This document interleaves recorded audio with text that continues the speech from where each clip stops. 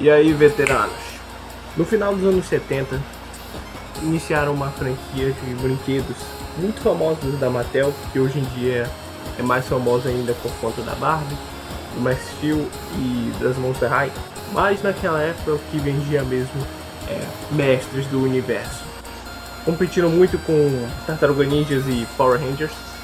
Inclusive eu também pretendo fazer um vídeo dessas duas franquias em breve. Os Mestres do Universo alavancaram uma legião de fãs que são muito fiéis à franquia até hoje.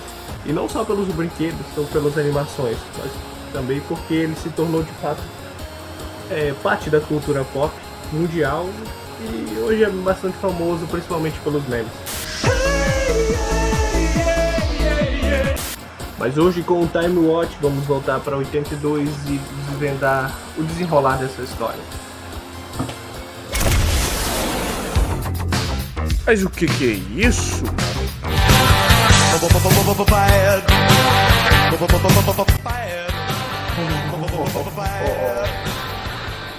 Aí sim.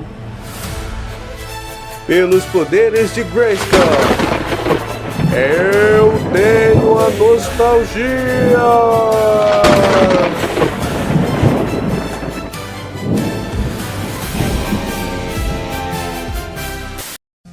No início da década de 80, o protótipo inicial da Mattel era fazer um brinquedo baseado em Conan, o Bárbaro. O único problema é que Conan era um filme para maiores de idade, portanto continha extrema violência, linguagem inapropriada e nudez. O que acabou levando os desenvolvedores a passar por diversos tipos de censuras e identidades criativas até chegar num ponto que fosse permitido para fazer um brinquedo para crianças. Quase o mesmo que aconteceu com Rambo e Robocop nessa mesma época, que tiveram brinquedos baseados em animações infantis e extremamente censuradas que fizeram da época. Mas com He-Man foi um pouco diferente, já que ele era um personagem criado a partir do quase zero, então eles tiveram uma liberdade maior para adicionar criaturas montáveis, aeronaves e esse tipo de coisa. E logo em seguida começaram a trabalhar no que seria o arqui-inimigo do He-Man, o grandioso mago esqueleto. Que, na minha opinião, era muito mais da hora do que o He-Man. Eu ficava torcendo pra ele ganhar toda vez que eu assistia o desenho. E eu sonho em um dia poder ter um bonequinho do esqueleto. Além desses dois, foram criados vários outros personagens com várias mecânicas muito criativas que eles foram adicionando ao longo do tempo. E, é claro, o grande castelo de Grayskull, que era a base de tudo. Afinal, eles não podiam simplesmente criar vários personagens distintos sem uma pequena lore que fosse.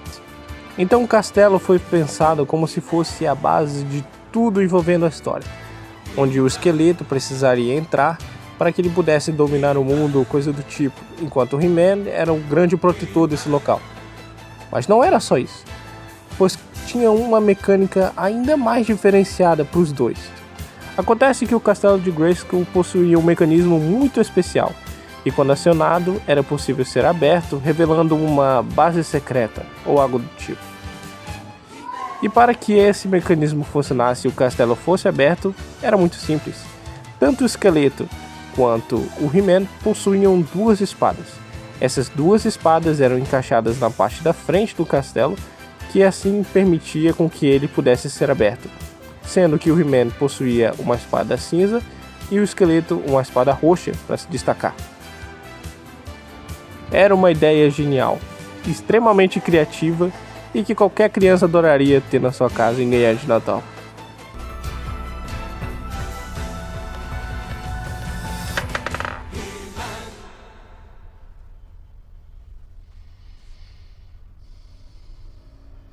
Eu gostei. Está aprovado. É então que no ano seguinte finalmente chega a animação de He-Man e os Mestres do Universo de 1985, incluindo a maior parte dos personagens que viraram boneco antes do desenho estrear. Produzido e animado pela Filmation, He-Man e os Mestres do Universo expande a mitologia de He-Man e seus amigos no mundo de Eternia, protegendo o castelo de Grayskull de o esqueleto e seus aliados. A trama foca principalmente no Príncipe Adam, que é o alter ego de He-Man, onde só mais 3 personagens conhecem sua verdadeira identidade, além do Pacato, que vira o gato guerreiro, que no caso seria a feiticeira, o mentor e o Gorpo, O alívio cômico do desenho, que era um personagem favorito de muitas crianças na época. Como dito anteriormente, o He-Man é um personagem que recebeu muitas censuras. E no desenho não foi muito diferente, já que na época também a censura era bem forte. Então, basicamente não tem soco na cara, vidro quebrado, certos tipos de palavreado também, dentre várias outras coisas que fez o desenho ser aquilo que a gente conhece hoje. Não que fosse um desenho ruim, mas ao mesmo tempo era um desenho muito simples. E apesar disso, fez bastante sucesso e é lembrado até hoje como uma grande parte importante da cultura pop. E para quem nunca assistiu nenhum episódio do desenho, tiver vontade de conhecer e tudo mais, eu vou deixar na descrição do vídeo uma playlist com vários episódios do He-Man clássico dessa época aí, para vocês darem uma olhada aí. Principalmente os mais jovens, né? Quem quiser ver por curiosidade. Vale a pena conferir, mesmo eu já sabendo que esse não é uma animação para todo mundo. Afinal, ele é basicamente um comercial gigante de 20 minutos.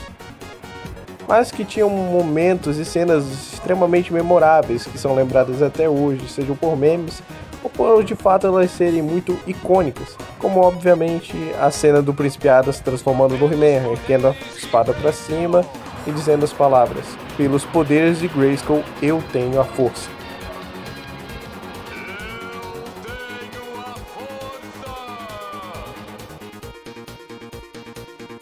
Agora que vocês estão mais por dentro do contexto, vamos dar uma resumida no primeiro episódio da série. E o primeiro episódio se chama O Raio Diamante do Desaparecimento. E o episódio começa nos mostrando a Montanha da Serpente e o esqueleto recrutando a galerinha do mal para pôr seu plano do mal em prática. Os personagens em questão seriam o Aquático, a Maligna, o Triclope, o Mandíbula e o Homem-Fera que já estava presente. Então, com todos reunidos, o esqueleto começa a explicar o seu plano demoníaco, que seria basicamente mostrar um raio de um diamante especial que poderia fazer qualquer um desaparecer, indo parar em outra dimensão. Então, basicamente, o esquema seria mostrar o raio diamante pro He-Man e os seus aliados para que o castelo de Grayskull ficasse indefeso e eles pudessem invadir. É isso que acontece com todos aqueles que ficam no meu caminho, principalmente He-Man. Nossa senhora, que dublagem boa. Saudade, Isaac Badavid. Mas então corta para o palácio onde vive o Príncipe Adam, sua família e os outros personagens. Enquanto isso, o Corpo começa a fazer alguns truques de mágica ali, mas daí é claro que dá errado e aí ele acaba deixando o mentor 200% pistola. Bem, agora é o meu próximo truque. Você desaparecer é o único truque que eu quero ver! E então Mandíbula começa a atacar o castelo, o que faz com que todos os heróis saiam para ir atrás dele, o que acaba deixando o resto dos personagens completamente vulneráveis, incluindo o Príncipe Adam, que sai dali para proteger sua identidade secreta. Ah, se ele tivesse a coragem de um príncipe. E daí ele finalmente se transforma. Pelos poderes de Grayskull!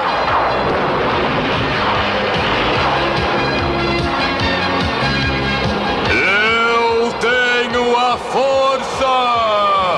Épico. Vamos, gato guerreiro, nós não temos tempo a perder. Nós precisamos ajudar Tila. Eu nunca tanco essa carinha que ele faz. E enquanto o resto dos heróis está ocupado, o castelo fica indefeso. O que, é claro, dá brecha para o esqueleto invadir o castelo. Mas enquanto isso, eu tenho que mostrar essa cena, que não interfere em nada no roteiro, mas eu quero mostrar mesmo assim. Não se mexa, Mandíbula!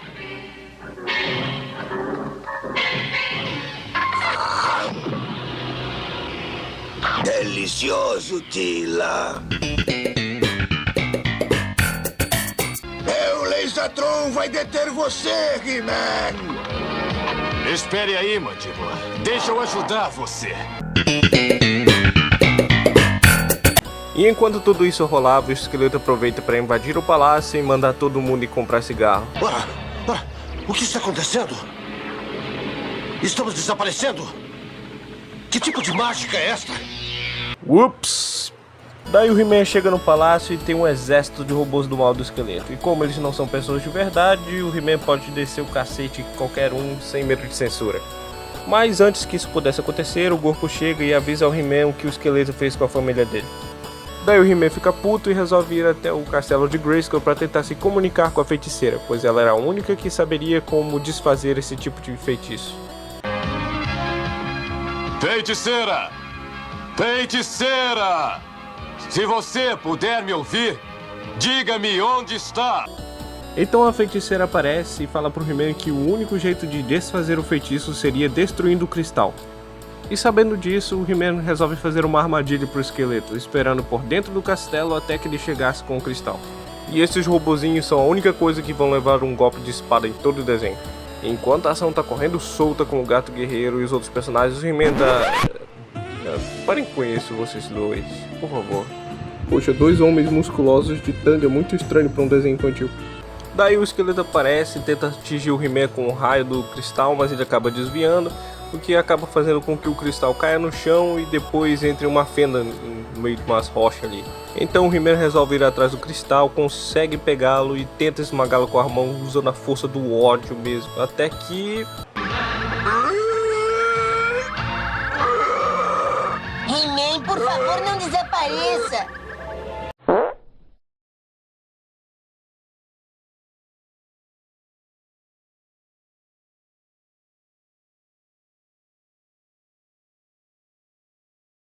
Mentira, na verdade ele consegue destruir o cristal, traz todo mundo de volta e salva o dia.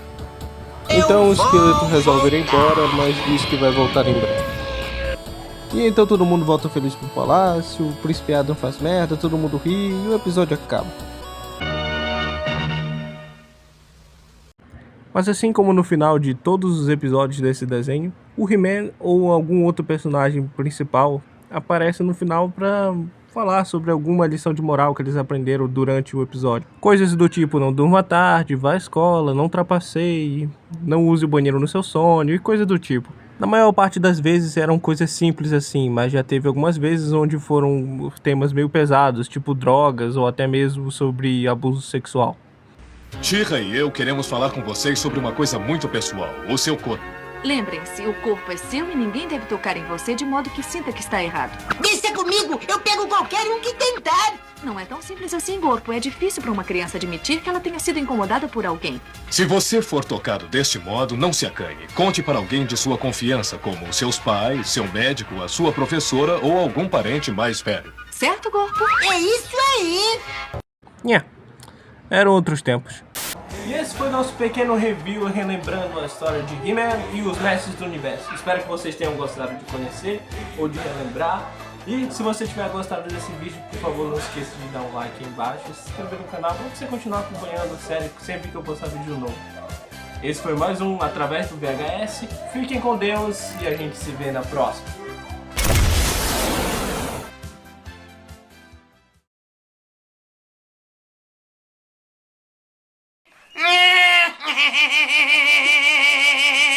Quando você vier a Grayskull, eu vou te castrar!